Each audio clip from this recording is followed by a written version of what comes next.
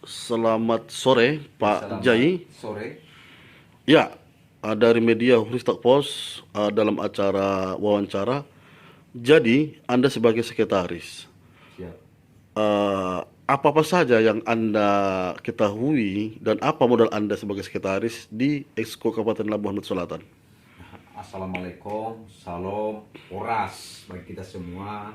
Nah, modal adalah kepercayaan diri dan kedua untuk mensadarkan pikiran buruh yang ada di Kabupaten Labuan Batu Selatan. Dan berikutnya bagaimana cara supaya berkembang partai buruh yang ada di Labuan Batu Selatan ini.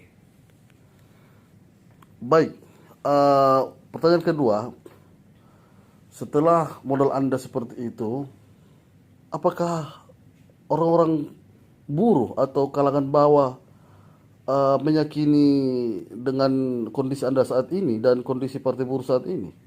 Nah, kalau menurut saya karena tergantung kita atau tergantung pribadi kita untuk melaksanakan atau melayani mereka dan mendalamkan kepada mereka, menjelaskan kepada mereka bagaimana ke depan yang akan terjadi yaitu kesejahteraan kaum buruh.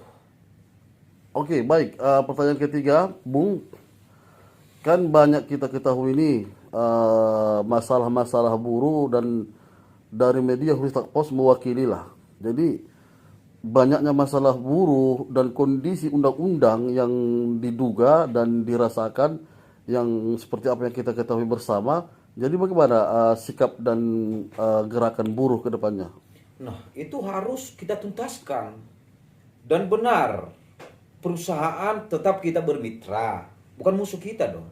Tapi hak-hak buruh wajib diberikan oleh pihak perusahaan supaya ke depan kaum buruh sejahtera. Itu aja. Baik, tadi Bung bilang harus diselesaikan Ya, dan Bung bilang buruh harus sejahtera. ya. Kedua hal ini kan tidak menyambung. Pertama Anda bilang ya Anda sebut tadi harus diselesaikan.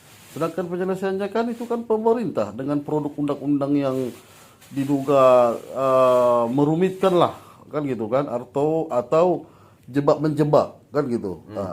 Kedua, bagaimana Anda mensejahterakan? Anda kan hanya sebagai organisasi yang saya dengar ya dan kita mencatat organisasi Anda ini kan hanya organisasi patungan kecil dari buruh dan apalagi dengan partai baru gitu. Partai lama ya, partai lama dan baru muncul ya atau baru tiba. Sedangkan partai lain sudah mapan gitu. Perusahaan itu lebih mapan dari organisasi Anda. Bagaimana tanggapan Anda? Ya, sebenarnya benar sekali yang ketua bilang, tapi kalau menurut saya harus kita ya mulai dari dasar dan tetap kita melindungi kaum buruh.